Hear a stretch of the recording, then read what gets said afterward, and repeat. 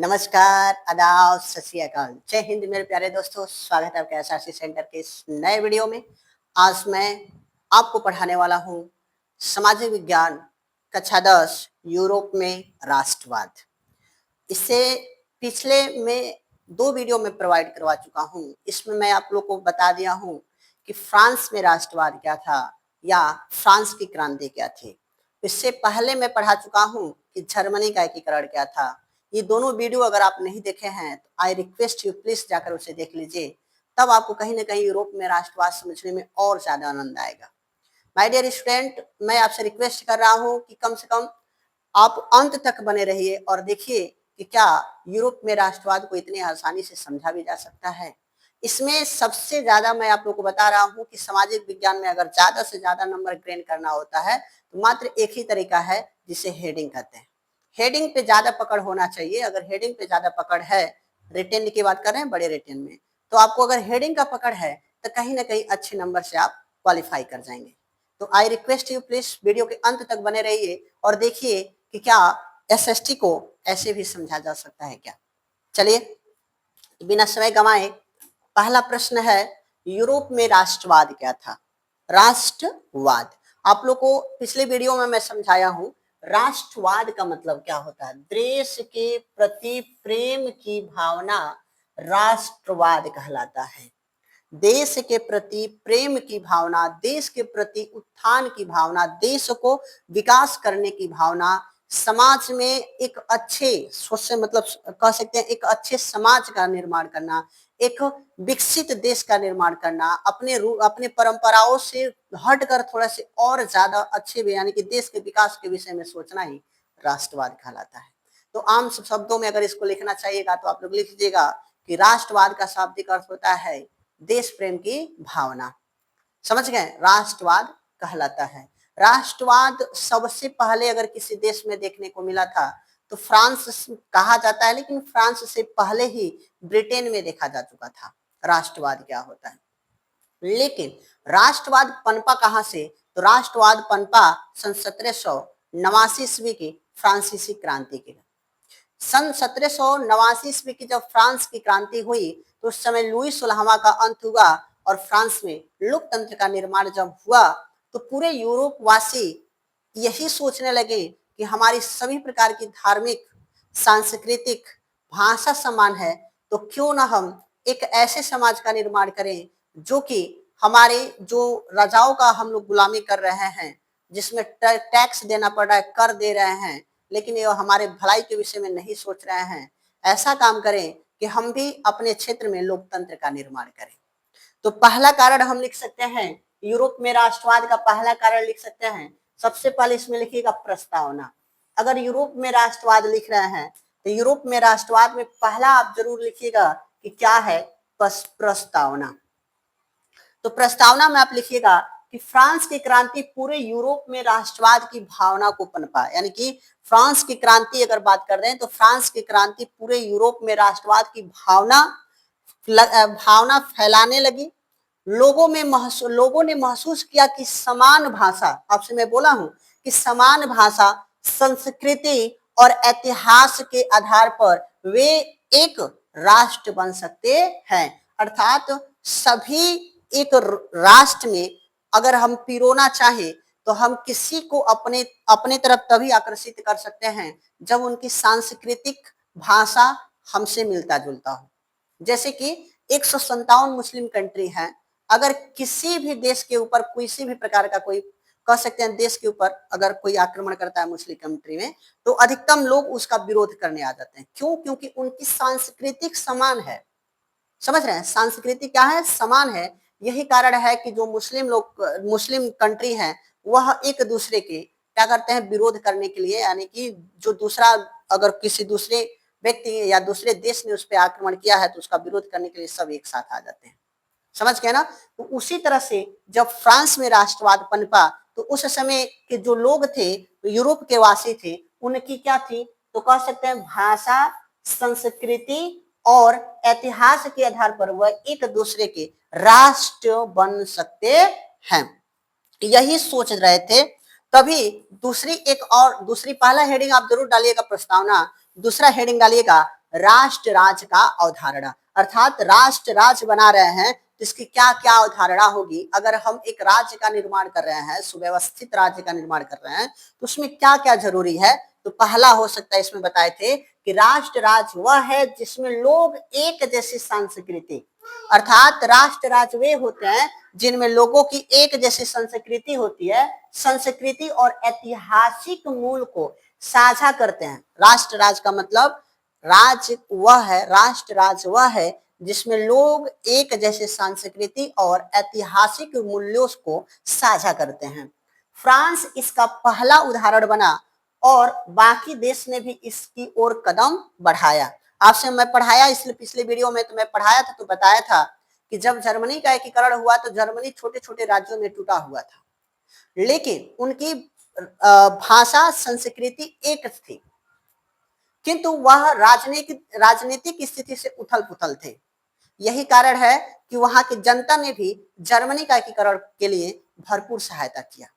समझ रहे हैं। उसी तरह से यूरोप में जब राष्ट्रवाद फैला तो यहाँ के लोग राजनीतिक स्थिति से उथल पुथल थे, किंतु भाषा और संस्कृति से एक साथ जुड़े हुए थे। यही कारण है कि यहाँ के लोग जब यूरोप में राष्ट्रवाद आया, यहाँ के लोगों ने राष्ट्रवाद के प्रति बढ़ चढ़कर भाग लिया। समझ रहे हैं। तीसरा हेडिंग आप डाल सकते हैं जर्मनी का एकीकरण। जर्मनी का एकीकरण आपसे बताया ना कि जर्मनी का एकीकरण और फ्रांस में राष्ट्रवाद, यही दो महत्वपूर्ण कारक थे। इटली का एकीकरण भी है इसमें आएगा। तो इसमें जर्मनी का एकीकरण, जर्मनी कई छोटे राज्यों में विभाजित था, यानी कि जो जर्मनी था, इससे पिछले वीडियो में मैं पढ़ाया हूं, मैं बताया हूं कि जो जर्मनी था छोटे छोटे राज्यों में टूटा हुआ था, छोटे छोटे राज्यों में टूटा हुआ था। प्रशा का जो प्रधानमंत्री था विलियम काइजर यानी कि विलियम प्रथम का जो प्रधानमंत्री था, उसका आडवान बिस्मार्क, वह जर्मनी के एकीकरण करने में सबसे महत्वपूर्ण भूमिका निभाई। उसने कई प्रकार के युद्ध किया, जैसे डेनमार्क युद्ध किया, ऑस्ट्रिया युद्ध किया और फ्रांस युद्ध किया, और सभी को युद्ध करके एक माला में पिरो दिया और एक अखंड जर्मनी का निर्माण कर दिया। उसी तरह से ये है कि जर्मनी एक छोटे छोटे राज्यों में बटा हुआ था। प्रशा का प्रधानमंत्री आडोवान बिस्मार्क ने तीन युद्ध कौन कौन सा किया था। तो एक युद्ध किया था, चलिए, तो पहला युद्ध का नाम था डेनमार्क युद्ध, 1864 ईस्वी में लड़ा गया था। उसके बाद से दूसरा है ऑस्ट्रिया युद्ध, 1866 ईस्वी में लड़ा गया था। और तीसरा युद्ध है फ्रांस युद्ध, जो कि 1870 से 71 के बीच में लड़ा गया था। तो इसमें यह कितने युद्ध लड़ा था? 3 युद्ध लड़ा था। कितना युद्ध? 3 युद्ध।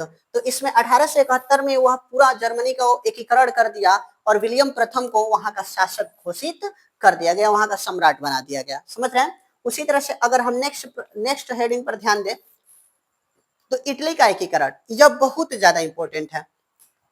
इसमें 3-4 लोग नए नए दिमाग लगाए और नए नए तरीके से अपनी विचारधाराओं को प्रस्तुत किया।